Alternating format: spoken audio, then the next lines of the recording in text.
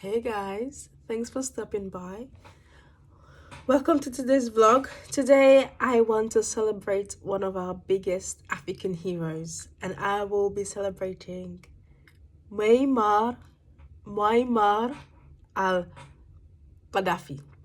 Um, Today's topic will be all about celebrating and knowing who Gaddafi was and why he was killed in 2011. Pause. So Gaddafi was born in Libya in 1942, and then he was able to rule Libya for not just one or two, but for 4 decades. Gaddafi was a son of a Bedouin farmer. He showed great potential, was able to graduate from the University of Libya in 1963.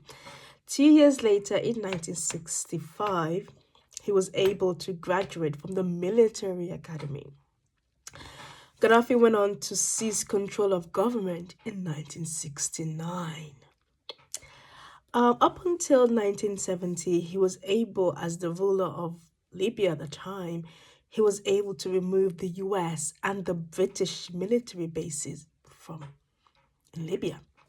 Gaddafi went on to also expel native Italian and the Jewish community from Libya. So he was beginning to grow, in this popularity within the global community. Now, Gaddafi believed in nationalization of many economic sector, and he wanted sectors like the oil. So Gaddafi believed in a lot in nationalization. He wanted to nationalize a lot of the key economic sector in Libya. He nationalized foreign-owned petroleum assets and many economic sectors. So Libya is actually an oil-rich nation, and being a member of OPEC, that means so as a key member of OPEC, which is the Organization Petroleum Economic Exporting countries.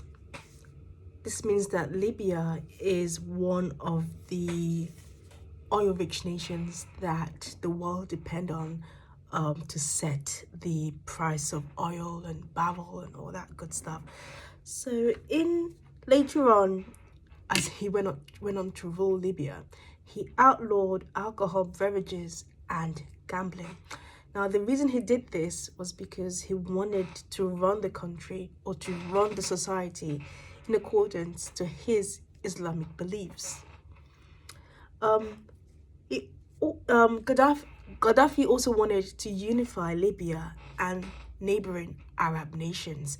He wanted to unify sections or communities in the north and to create a greater Africa.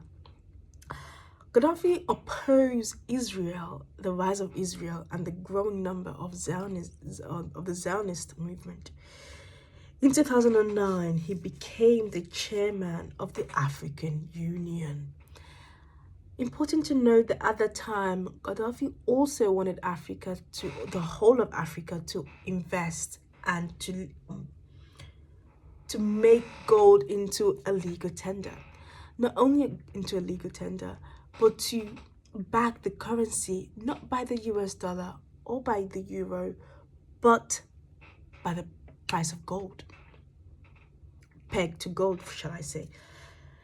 In 2011, anti-Gaddafi movement or demonstration was beginning to grow. This was after the growing anti-government movement in neighboring countries such as Tunisia and Egypt.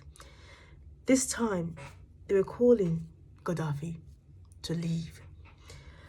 Opposition began to grow momentum and to gain strength.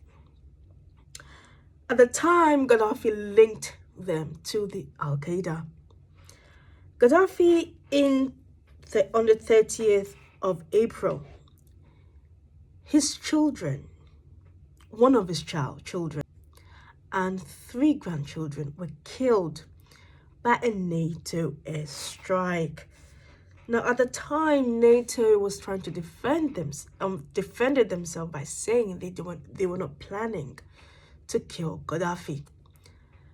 But this was difficult to believe. Over the years, Gaddafi has gained a reputation for himself in the international community. And there were talks about the US plotting to get rid of him.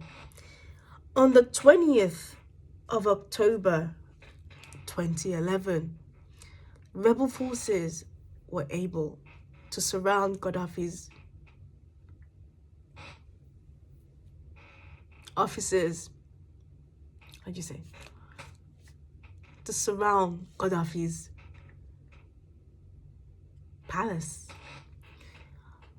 On the 20th of October 2011, rebel forces backed by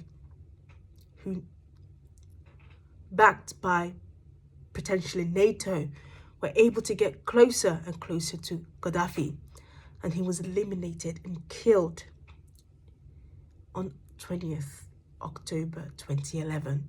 Long live Qaddafi. Long live our African heroes. Thank you.